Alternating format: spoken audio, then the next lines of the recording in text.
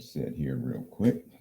Hey, good morning. This is Rick Irving with Hometown Heroes, and we've got a great show for you today. My co-host, Mary Staffeld, is out today. Roll call has had several deaths in our roll call family of some World War II veterans, and she's out today to attend a funeral. But today we have an interesting gentleman, Joe Gratz, and I kind of met him through somebody else a few months ago and have talked quite a bit with him about his family history and particularly his great-grandfather, Lawson Daniel Gratz. And today, Joe's going to kind of tell us a little bit about himself, his family, and, of course, his great-grandfather. So, Joe, welcome. Well, thank you. Thank you. Thank you for being here today. Glad to be here. And you are from Weatherford. I mean, that's where you grew up. Grew up in Weatherford, yes. And you attended school in Weatherford until you got to be in high school, correct? Correct. Went to Mount Pleasant High School, elementary school in Weatherford. You could only go to the 9th grade. And then, of course, we were bused to I.M. Turrell High School in East Fort Worth. That's a long way to get bused from Right. Weatherford. One way. We had 76 miles every day, 5 days a week. And you said that whenever in that particular school, whenever you got up to high school age, it was either go to work or go to high school and get bused to Fort Worth, correct? Correct. Well, back before the addition of 3 extra grades, they went to the 6th grade at that school. Oh, okay. And if you didn't have a relative in a city like Fort Worth or Dallas or someplace where you could go to finish your high school, then you just went out and went to work. And of course, that was probably back in the 40s when that. Okay. And then you attended I.M. Terrell. And did you play any sports or anything? I played football for 2 years at Okay. IM. Yeah. But they used to have a pretty good football team, didn't they? They did, and also a good basketball team. Yeah. Famous for Absolutely. more basketball than football. And what did you do after you got out of high school? Joined the Navy. Okay. Yeah. How long did you spend in the Navy, Joe? 4 years. Okay. What did you do in the Navy? Basically, I was a yeoman. Okay. Did record reports, commissary storekeeper, different things like that took clerical skills. Okay. Were you on a ship? Yes, USS Shasta, AE-6 out of Norfolk, Virginia. Okay. So you were in the East back. Yes, I was in the East. Yeah. Made some med cruises. Head cruise, yes. Did you go across the Arctic Circle? Become a blue nose? I didn't do that. No, we didn't. Okay. The ship was built in 1842. It was hit by a bomb of sorts and during the Second World War, and it was refurbished in order to make that cruise. But on the Mediterranean cruise, after spending 6 months in dry dock, we basically broke down and had to come back to Norfolk, Virginia, and they decommissioned the ship, and so they dispersed the troops. So you went someplace else to another ship? Went to Philadelphia. Of course, now that was simply just to spend time, the rest of my time in the Navy on the USS Salamone out of Philadelphia. Okay. Yeah, in Philadelphia Naval Yard. What after you got out of the Navy, you went into the work place? Yeah, I went into work a couple of jobs. Worked at Fort Walters for a short while, building helicopters that they used in Vietnam. And then I went to work for J.C. Penney Auto Centers. Okay. Fort Walters was a booming place during Vietnam, wasn't it? It was a training center for a lot of Vietnamese helicopter pilots. Absolutely. Well. Yeah. Mm-hmm. And then you worked for J.C. Penney, and then after that, did you go Well, start? I ran Auto Center. I ran the Weatherford Penny's Auto Center, also Denton Golden Triangle Mall in 1981. And of course, they went out of business, closed the auto centers, I believe, in 1982 or 83. I had already left by that time, though. Okay. But just retail management career, for 38 years. You know the customer service side of business pretty good, don't you? Yes, I do. I was kind of like that. Did a lot of retail things, and then you go get waited on today, and a lot of places just don't have the level of customer service that we were used to giving. Absolutely. That's one of the reasons that I told my friends and my wife. I said, if I had to work again, I would not work in the retail business because of the way customer service has just completely been eliminated. It has. It has. Well, tell us about your grandfather or your great grandfather, because you've done a lot of genealogy research, and uh, in the discussions we've had over the last several months, I mean, it's like a great history lesson that I walk away from every time I talk to you. But your great grandfather was born into slavery. Born into slavery in 1838 in Okay, Kentucky. okay, Hmm. and he was the slave owner was Jewish, correct? Yes, he worked or was a slave for a Jewish family, very prominent Jewish family. Their history goes back. Oh goodness, I'm going back to the 1600s on a lot of his family members, the Jewish owners, my grandfather's slave owner. His family originally came from Gratz, Austria.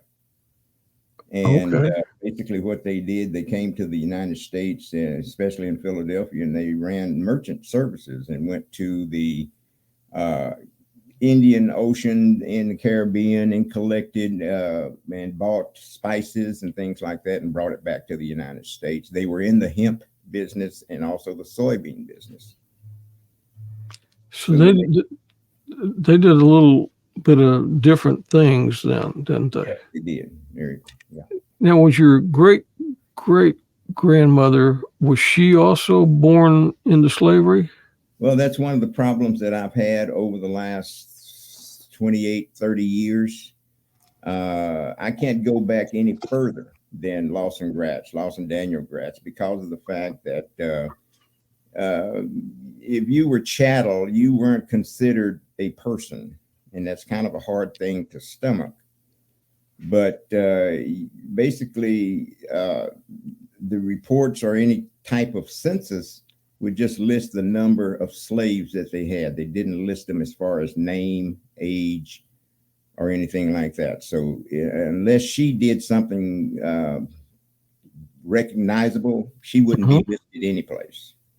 So at that time, did the slave owners actually have a title uh, that was recorded in the county, like a car or something No, for the slaves? you would Okay. just own that plantation as and I hate to say this, just like a cow or a horse or Yeah. any other type of work animal. And that's kind of a cruel way to speak of it, but that's the way it was. Yeah. And my sister Evelyn, she just passed away in April. She started doing the genealogy research, and she got me started in it. And basically, she would go to libraries in Shackelford County, which would be Albany, Texas, Hmm. go up to Abilene and go to the libraries and search for family history. And she shared a lot of it with me, and it got into my skin or into my blood. And she didn't have a computer at the time. And so I did. And so I started searching and going to the National Archives. And Makes it a little easier with a computer, doesn't it? computer it does, right? Because a lot of times you take notes in notebooks and you place them and you forget about them. They get lost unless you really, is organized, as far as your collection is concerned. But she still left a lot of stuff that helped me to find, what we have today. Okay. And he grew up on the plantation, and then in 1864, that was when he was emancipated. Well, he was emancipated January the 2nd, I believe it is, 1863. Okay, so he was emancipated, Freedman. and his owner suggested that he go in the military. Is that Well, correct? Or that's what they say. okay, I hadn't found anything that substantiates that at all. so some things are just you just have to kind of assume that maybe that happened, or Right.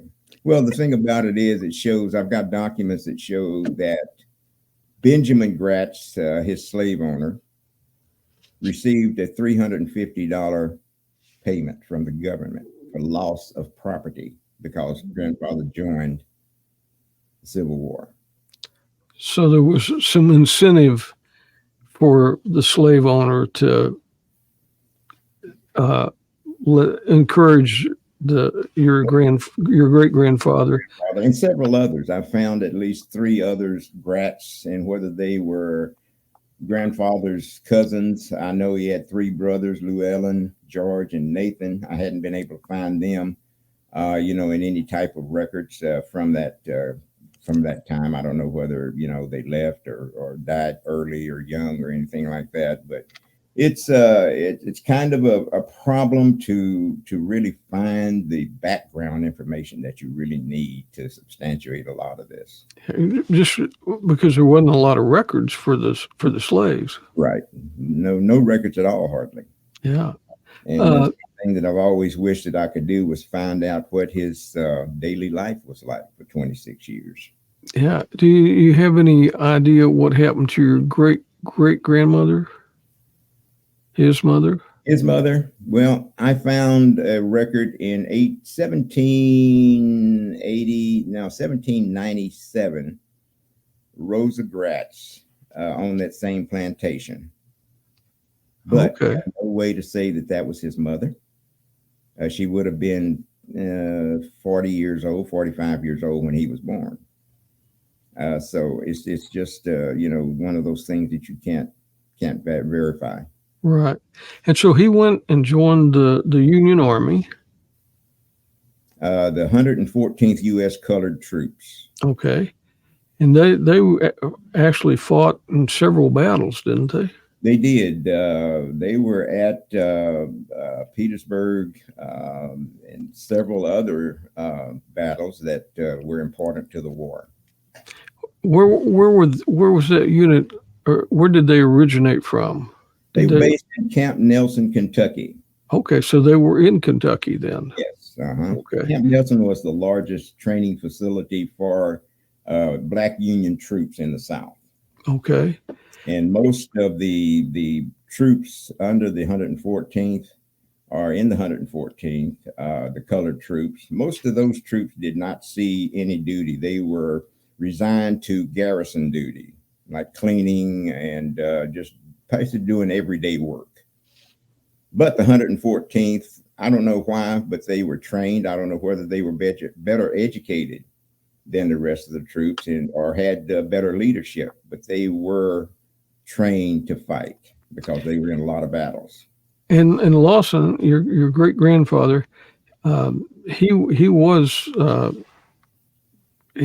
able to read some and write some too, wasn't he?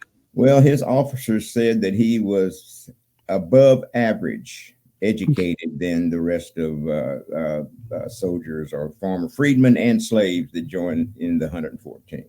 And he was made a sergeant? Made a sergeant, yes. Okay. Sure was. And then he was at Appomattox whenever they surrendered, correct? Well, he was at Appomattox because he was what they called a black dispatch, which was a spy unit formed by Allen Pinkerton of the Pinkerton Security Agency. Okay. And he used black troops in order to blend in with the Confederate troops, the people like generals, they would work they would actually work in the homes of important people where they could gain information and send it, to the War Department.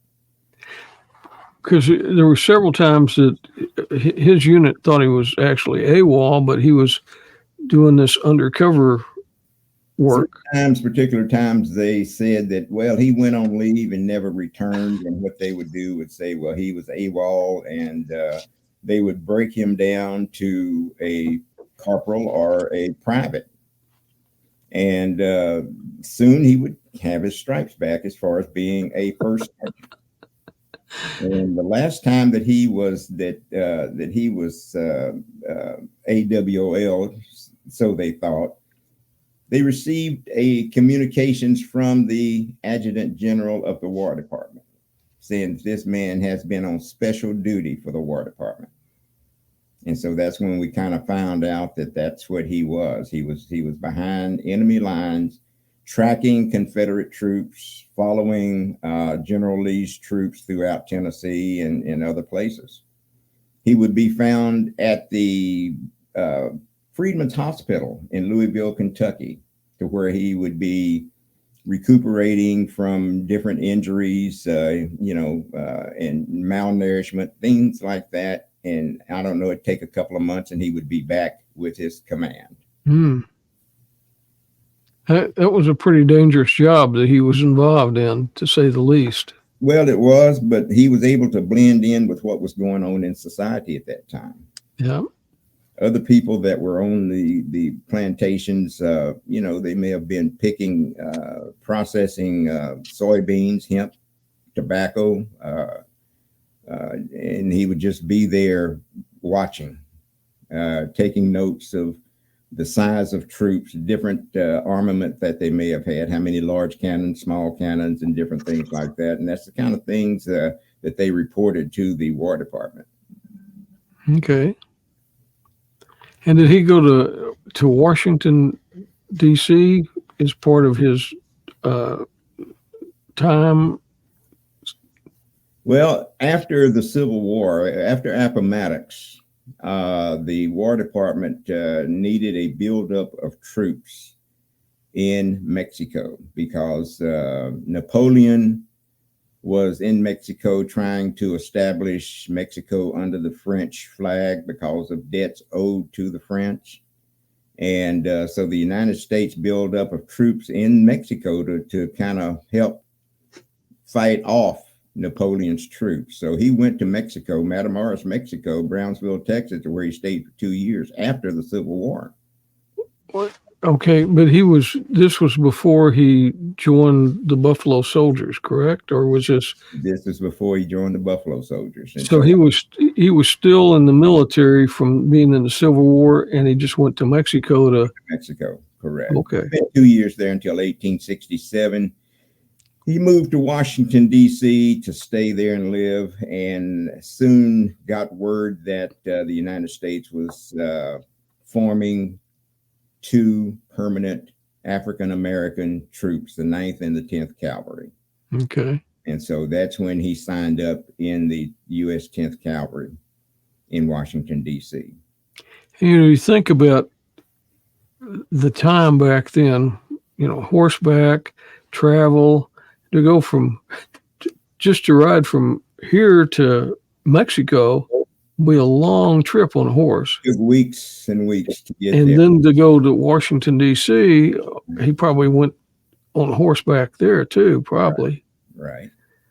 And basically during that time, I guess you could do 25, 30 miles a day at the most. I don't know. But it seems like it would take an awful long time. Long time. And that's sleeping out in the stars and hunting your food and... Yeah. And it's not like he was welcome in any town that he walked into, because even in the Civil War, he was not accepted by a lot of white America. Yeah. I mean, it was pretty hard. It was pretty rough. So, like you say, you had to go out and pretty much kill and trap your own food. And because a lot of times people wouldn't sell you things like that. It was a pretty hard life. pretty hard. Very hard. So he spent a couple of years down in Mexico. Were they fighting down there at the time, or? Yes, yeah, yeah. Okay.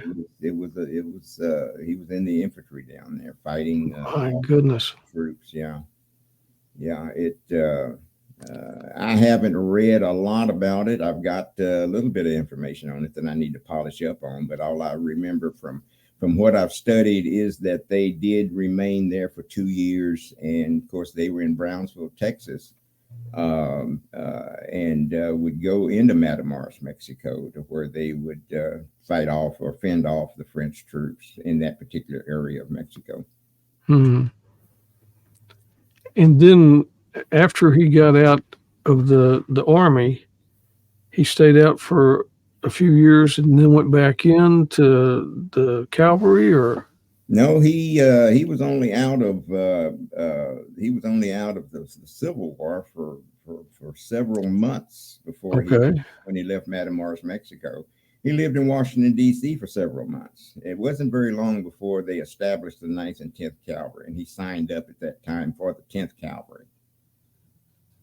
And where is that when he came to Texas, or was he just on the plains? The 10th Cavalry was sent to Fort Leavenworth, Kansas. That was going to be the base, was going to be at Fort Leavenworth, Kansas. But the commanding officer of the base did not want black troops at his command. He didn't want to command black troops.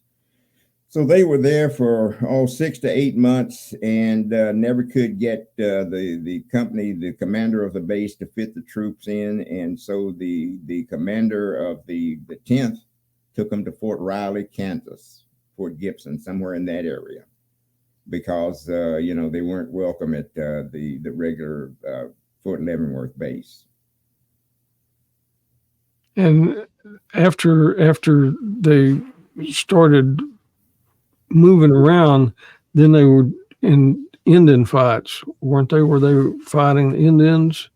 Well, basically what happened was they the conflict with the Native Americans became more of a problem for the settlers moving across the Texas, New Mexico, Arizona area.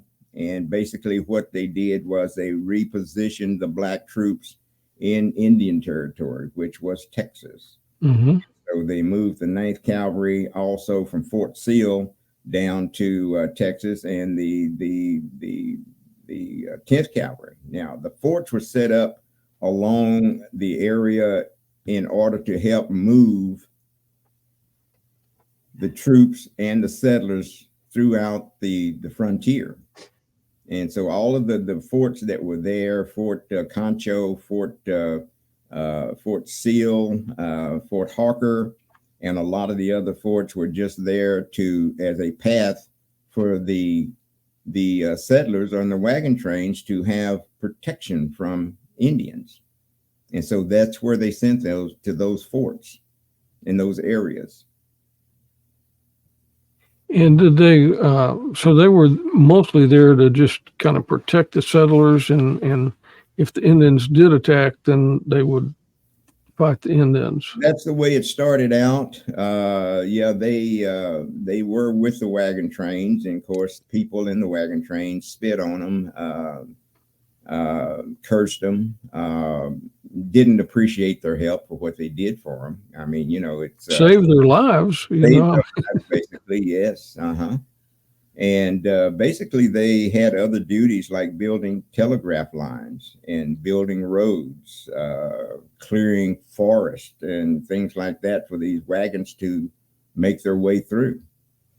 And that was hard work. We didn't have caterpillars to clear the. Well, you were a slave and you worked probably 12, 14-hour days, and you did very hard work.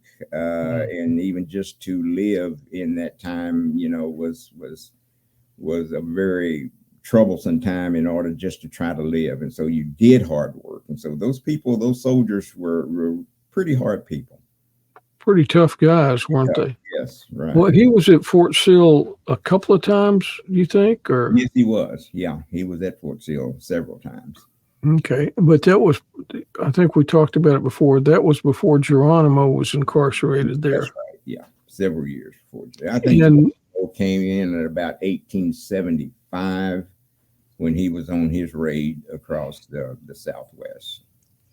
and the Buffalo Soldiers, because they were black, they didn't get the same kind of supplies, the same kind of saddles, or the good horses, or the good weapons, or even the good ammunition. Correct? Well, I hate to say that they were treated like stepchildren, but they were. They were. And You that's know. a hard thing to say these days. But yeah, the horses they would usually have horses given to them that were maybe 10, 11, 12, 13 years old. Guns were hand-me-downs after the other troops had gotten new rifles that hit the market, or were made available rather to the army. Ammunition a lot of times was not up to standards. It didn't flash right whenever it was shot, and things like that. But yeah, most of the stuff that they got was pretty much hand me down, and it wasn't top quality. But they made do with what they had to do. And he came to some of the forts in Texas, there's that Texas Fort Trail, I think, Fort Belknap, and all the other forts that we hear about. He was probably at some of those too, wasn't he? Quite a few of them. Fort Davis, Fort. I can't think of all of them at this time, but yeah, he was at several of them. You talk about Fort Griffin, he was there. And of course, that was the center basically in Texas for the Indian raids at that particular time. That's in Albany, correct? Albany, that's right. Have you gone to some of these forts to visit to see? I've been to Fort Griffin. Okay. And making plans to go to Fort Sill probably in the spring. It's only about 4 hours away, I guess. It's pretty close. Pretty close. Fort Gibson, I've got relatives in Kansas, and so that will make it good for me to be able to go there and visit them and see some of the forts in Kansas. Well, Fort Gibson, that's in Oklahoma too, isn't it? Fort Gibson is in Kansas. Okay. Yeah. Okay.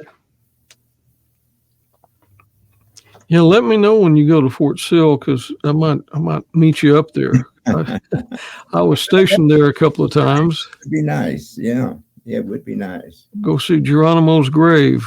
Yeah, there's a lot to see, and it's sometimes it's hard to get out and just really travel to see these places these days for me, because of certain situations. But I'm going to make it probably 2 or 3 of them this spring and this summer. So he did have an accident where he lost vision in one eye, didn't he? They were at Fort Sill, and Tecumseh Sherman was training the troops in order to go into Texas at that particular time to get some of the Apache Indians that had left the reservation and that were raiding, some of the wagon trains in small towns, and the farmers and settlers, were complaining about it. And so they were at practice target shooting. His gun exploded and put out his right eye. Well, it damaged his right eye. They took him to the base hospital. His commanding officer was Lieutenant Smithers. And so they said, well, you're going to have to be discharged because this eye is going to just get worse and you're going to lose your sight. And so he decided that, no, I want to stay, in the 10th Cavalry. I don't want to leave my comrades. And he says, I will know when it's time for me to leave if this eye gets any worse. And so he stayed in there. And that was about 1868 or 1869. And so he stayed with the 10th Cavalry and fought in several battles. I just think, I can just in my mind see these soldiers, going through the rugged country, because there wasn't a lot of roads or anything like that. I mean, they had to go through the briars and the bushes and everything else to Yeah, get where they were going. it was not paved streets and Walmarts at that time, so they did have a pretty rough time of it, and pretty much had to clear their way through, certain areas of Oklahoma and Texas. Did he pass any stories down to your other ancestors? If he did, they never made it back to me. Okay, because I mean, your grandfather, your great grandfather, he had a lot of children after he 14 children. 14 children. Right. And by that time, he had already settled into the Annetta, Weatherford area, correct? By that time, yes. Yeah. Okay. He came to Weatherford from Fort Griffin, Texas. Okay. And that's where he met my great grandmother, which is an interesting story. She and her mother, Mahala Dedman, were slaves to a family, a district judge in Aledo, Texas. And that was in 1863 when he sold her in November to a family in Weatherford for $3,500. Now, she was only 18 months old at that time. And so that was 1863. She grew up to be my Lawson Gratz wife at 16 years old. He was 42. She was 16. And that in that time, that wasn't uncommon. That's right, because you were an old maid if you were 18 or 16 and didn't have a husband by then. That's what I hear. I don't know. It's my great grandfather and my great grandmother. There was a pretty broad age difference like that because he was in his 40s and she was in her early 20s, but that was just a common occurrence. So yeah. Well, she was evidently a very beautiful young lady, and he had gotten out, and I think from what it's laid out, in 1873, he was discharged at Fort Sill, Oklahoma. So he went to Fort Richardson, which is in Lubbock. Not Lubbock. Jacksboro. And that's where he was discharged. And so he immediately went, and I don't know why, but he moved to Fort Griffin in Albany. And that's where he met Roseanne Gratz. He worked as during that time, the buffaloes were just, a lot of buffaloes out in the West Texas area at that time. And they had buffalo hunters come down from every corner of the South and the North and the East to help kill buffaloes. And that was the main function of the Army at that time. They had one way that they could truly control the Native American Indians, and that was to wipe out the buffalo tribes. Because the Indians depended on the buffalo for meat, for clothing, for just about everything that they did in life. And so the Army, the War Department in Washington, D.C. wanted to kill off the buffaloes and control the Indians. And so grandfather at that time was he hauled buffalo hides and other hides to Dallas-Fort Worth. That was a long wagon ride. Yeah, he was a teamster at that time. And so, yeah, he would make that trip. I made the trip to Fort Griffin in 2 hours about 3 years ago to go to the base. And I just figured the grandfather was on this wagon with probably 6 mules or 6 horses pulling that thing 24 hours a day, a horrific ride trying to get just that amount of, 100 miles. I mean, it's because there's a lot of hills between here and Fort Griffin.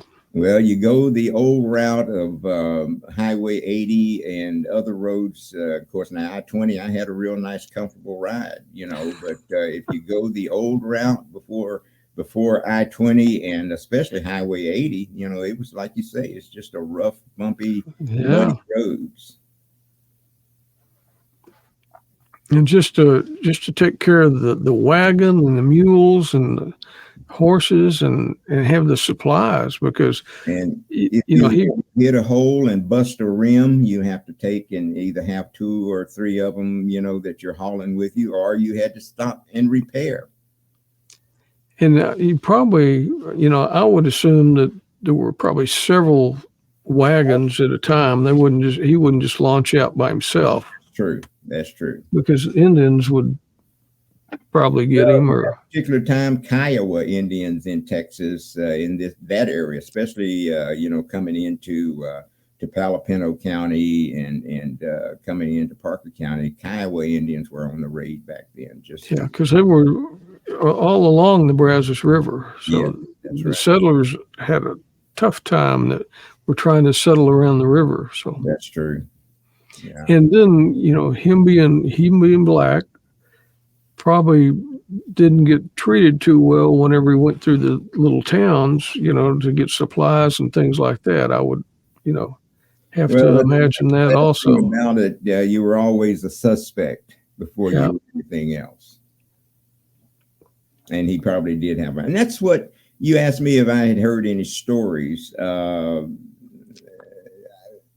I knew and loved 3 of his children.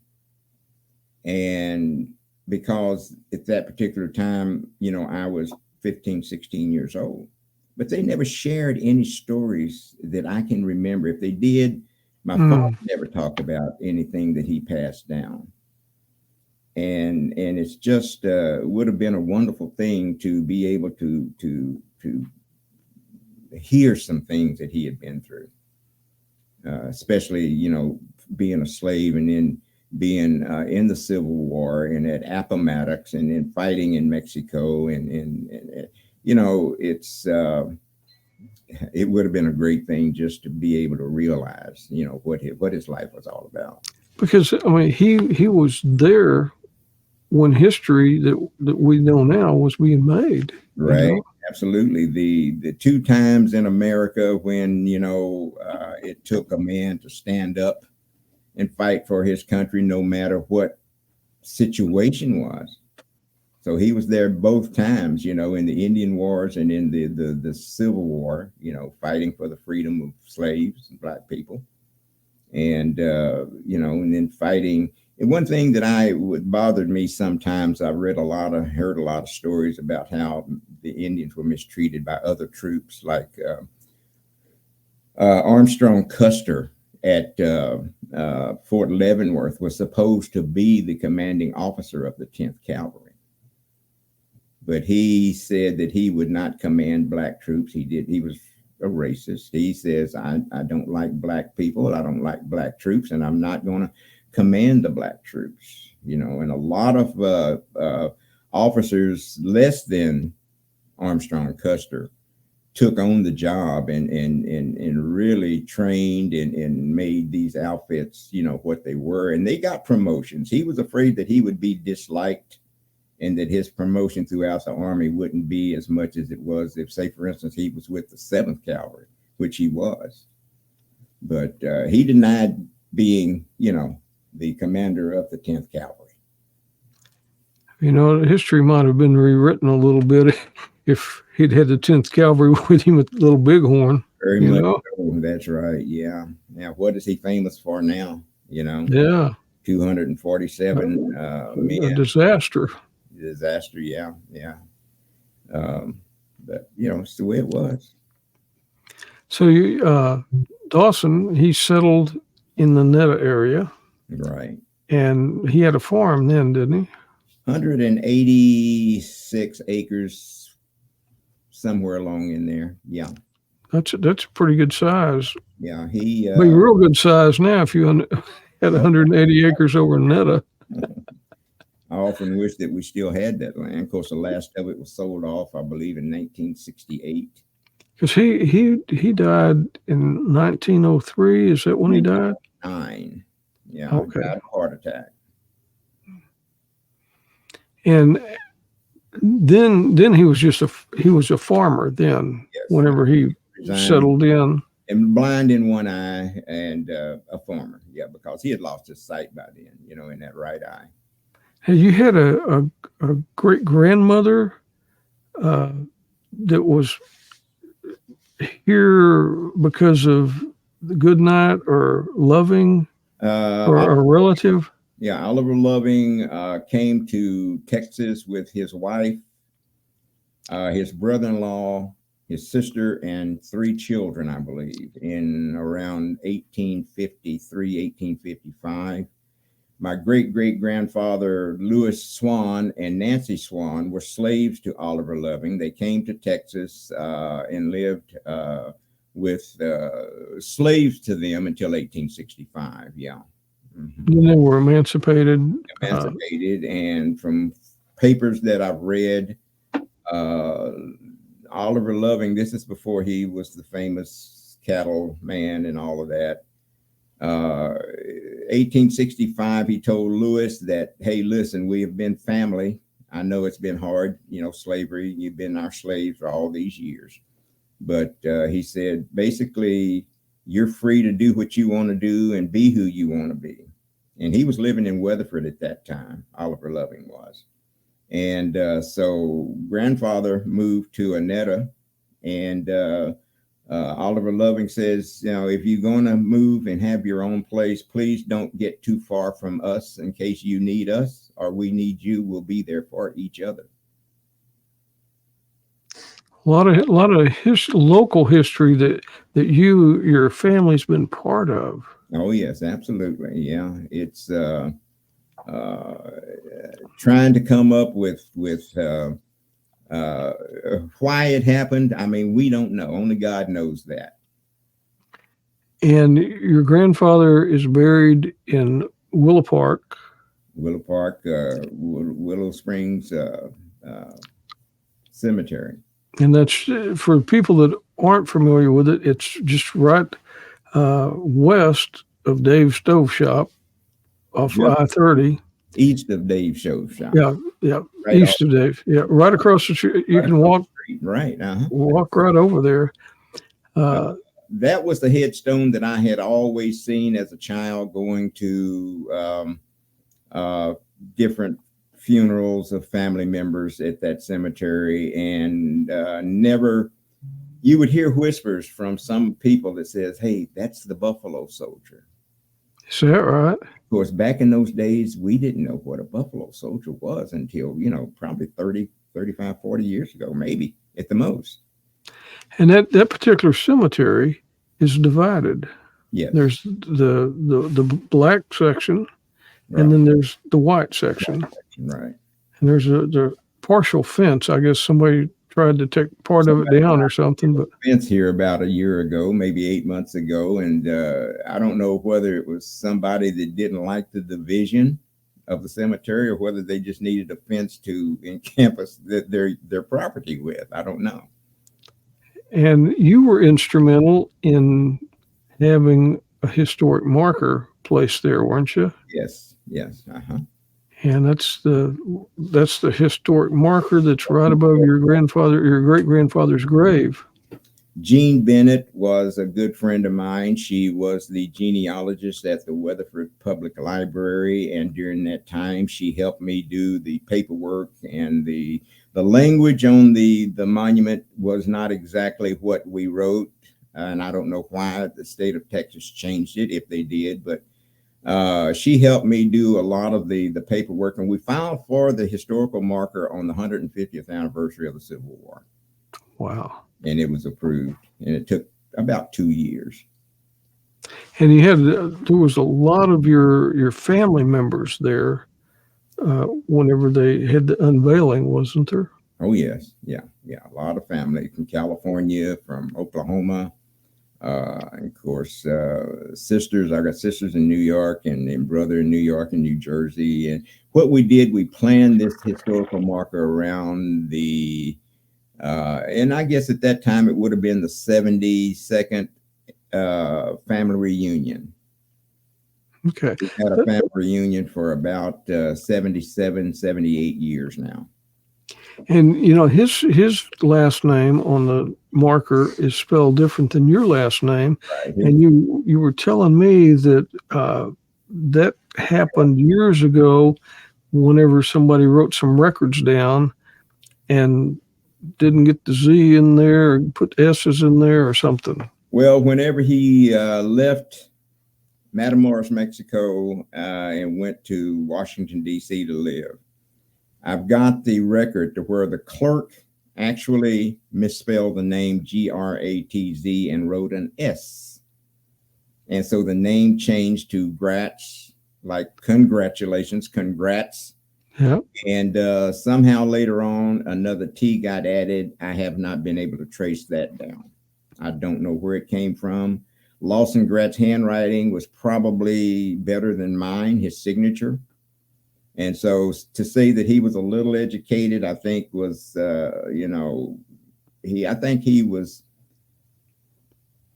according to the great granddaughter that I talked to of Benjamin Gratz. I had communications with her in about 1991 or 92 through an email because I put up information wanting to know if anybody knew about Lawson Gratz on a bulletin board on the internet, and she replied to it. And she said that grandfather never had slaves on that plantation. There were only freed people there. And then, of course, I sent her this document that I've got that said that the U.S. government will pay Benjamin Gratz $350 for Lawson Gratz to join the military. In order for him to get that money, he had to be a slave on his property. That was a lot of money back then, wasn't it? Yes. I mean, they paid him for loss of property. And, excuse me. But, just little things like that, what you try to find. And of course, later on, it comes into another situation where you can verify, something else. You've uncovered a lot of stones along the way, haven't you? Well, yeah, I look at it as being gold mining in 1849 because you go out and you dig and dig and dig for years and you come up with just small, excuse me, small bits of gold. In this case, genealogy is small bits of information, but it's the same thing. People that give up digging sell their mind to somebody, and basically that person digs another 10 or 2 or 3 feet and hit the biggest gold strike in California history. That's the same thing with genealogy research. When you find things, that kind of make up a person's life, and it's every little nugget adds up to something big. It's the way I look at it. So do you have any plans to write a book or anything about him, or? It's started. And the thing that kind of discourages me is documents in the past have been thrown away. Pictures are not available for me to use. But, I've got the history of Lawson Gratz. I've got his daughter, Ella Mae Gratz Chambly, went to work for the Carnegie Library System in Fort Worth in 1928 after she got out of high school at I.M. Turrell as a janitor. And basically what she did was the Central Library downtown Fort Worth is where she worked for 40 years. And so she went from being a janitor to a librarian. And she would take books that were designated to be destroyed and burned. She took them to the Black neighborhoods throughout Fort Worth, North Side, East Side, South Side, Lake Como, and she would make it possible for the children to check out books, because during those days, Black children could not go into a library and sit and read or even check out a book. And so she would take those books throughout Fort Worth and make it available for children to be able to read and learn. And so for that, basically, she rode the trolley and she took a car, a taxi cab, whatever way was possible for her to get these books, she did, until she found an old school bus in a junkyard. And so they purchased a school bus and renovated it and put shelves in it. And in that way, she had a mobile library, a bookmobile. And the Fort Worth Library System gave her credit for starting the bookmobile system, just for her efforts to bring books to Black kids to read. And that was your great aunt? Aunt, that's Lawson's baby girl, Lawson Gratz's baby daughter. She was born 3 years before he died. And have you gone to the library to give some talks about her, or is that something that you're going to do? Or that may be in the future. Okay. Yeah. Haven't a lot of history. I'm pretty sure. History. Future, yes. You know, it's a pleasure to have you on our podcast, because you come and bring us a lot of history of some of the great people that make our community great. Right, you know? right. Those people were in a position to bring us along to be good people, because I remember back when we had the family reunions in Annetta, Texas, at my great aunt's place. All the people would be there. I mean, they would make an effort. My uncle Admiral Dewey Gratz started the family reunion in 1945. And at that time, the family had gotten rid of the farm and everybody was moving. They were moving to California and to Oklahoma and to Kansas and places like that. But he wanted the family to be able to come together at least once a year and not forget each other and be, in the family reunion situation. And so we've kept that family reunion going ever since. And but it's it's a situation to where I knew a lot of those people back in those days when I was 10, 11, 12 years old and didn't have enough brains to think about asking any questions about my grandma. You wish you could ask some questions. Yeah. But if it was meant to be, it is, because we're bringing it out now. So it's my another little thing I'd like to put in here is, my mother's father name was Felix Chandler, and he had his own business in Weatherford. He died in 1847, a year after I was born. The clock in the square at Weatherford, Texas, he used to keep those clocks going. There's 4 of them. Did he really? And he was the one that kept those going. He died in 1847, and I don't think they found anybody to fix those clocks until 40-something years later. He was a piano builder, tuner, a watchman. He built watches and clocks, and he kept the clocks going at the Weatherford Square. That's pretty hard, because those aren't electronic clocks. You got to know a little bit about watchmaking and 20th century, mechanisms. Nothing digital. Yeah. So, but yeah, it's been fun, and there's a lot there for a book, and I'm ashamed of myself for not really getting as much information down as I should have, but it's coming along very slowly. But just getting out like this and telling the story, right, helps get the information out and helps making out and hopefully find other things later on, because there's always something out there that's been missed, and you just have to just keep trying.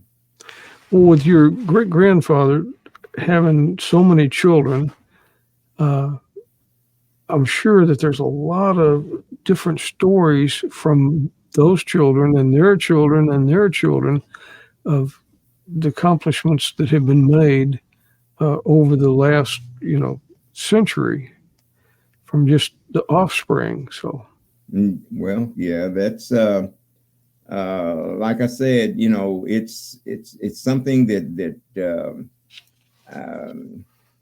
I had an aunt was opposed to us doing genealogy research. After the book Roots came out, everybody started trying to find their history. Mm-hmm. And of course, people were raised a little different in those days. There wasn't came out as much and talked as much about things that we talk about today on Facebook and Twitter and all this kind of stuff. But she says, you don't want to find out what's in your closet. Everybody's got skeletons, and basically She was afraid that we would find out things that the family had kept secret for so many years. And I found out some of those things, and it's not that big a deal. Yeah. And that's not something that, I mean, you talk about the good and Yeah. not have to Yeah. bring the skeletons out. It happened. It's life. And you just keep on. That's right. Keep on going. Well, Joe, it's been a pleasure having you today and learning more about you and learning more about your family and especially your great grandfather. And it's a real honor and privilege to hear the stories that we've heard today. So, Well, I appreciate you, getting me on board, and hopefully we can get together again sometime. I want to get together in person. We need to go have coffee, and the squirrels won't eat my internet connection next time, and we can get together much sooner than what we did. We had a little technical deal a couple of weeks ago, didn't we? Yes. Yeah. But thank you so much for being a guest, and I'll send you some links to where your other family members can watch this. Okay. And then they'll have some of the history too. So I'm going to let you go for now. And thank you so much for being a guest on Hometown Heroes. Well, and look forward to visiting with you soon. Okay. I look forward to it as well. Okay. Thank you so much, Joe. Thank you, Rick. We'll talk to you later. Well, that was pretty interesting. A lot of history from being a slave all the way to being a Buffalo soldier to settling in Oneida, Texas. Mary should be back next week. Like I said, our roll call families had, I'm thinking 3 or 4 deaths recently of some of our older roll call members. So there's a lot of funerals that we are going to go to over the next week or so. But I just wanted to kind of tell you about some things coming up this week first, Larry O'Neill's Christmas bike giveaway. It's ongoing. It needs a lot of bikes. We're thinking about there being over 800 bikes to give to children. So if you go to on Facebook, go to Fort Worth Memories, or you can look up Larry O'Neill and you find out more information about how to get those bicycles to Larry so he can distribute them. It's going to be December the 16th, the bike giveaway. It's going to be at Farrington Field. And, it's just first come, first serve. You don't have to fill out an application or anything, but just follow him and find out more about the bike giveaway. This Saturday, Tunnel to Towers is having a 5K run at the shops at Clear Fork. You can go on Facebook and find out all the particulars on that. There's still time to sign up. Sunday, the Fall Fest at Pioneers Rest is going to start about 11 to maybe 2. That's at Pioneers Rest Cemetery. And let me give you I've got someplace. Yeah, I think I do. But anyway, just look up Pioneers Rest on Facebook for more information. Also on Sunday is the first annual roll call clay shoot, and that's going to be at Defender Outdoor Clay Sports Ranch.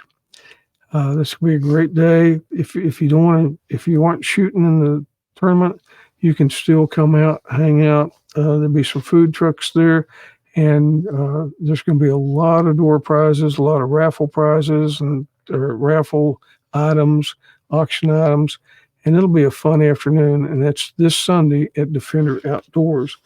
Coming up in November, we have the Freedom Mobility Foundation is having their golf tournament.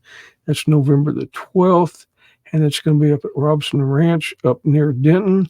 And you can go to their website, and their website is Freedom Mobility. Let's see, right there, freedommobilityfoundation.org. And then also in November, we've got the Skyball, the Air Power Foundation Skyball. That's going to be November the 16th at Globe Life Field.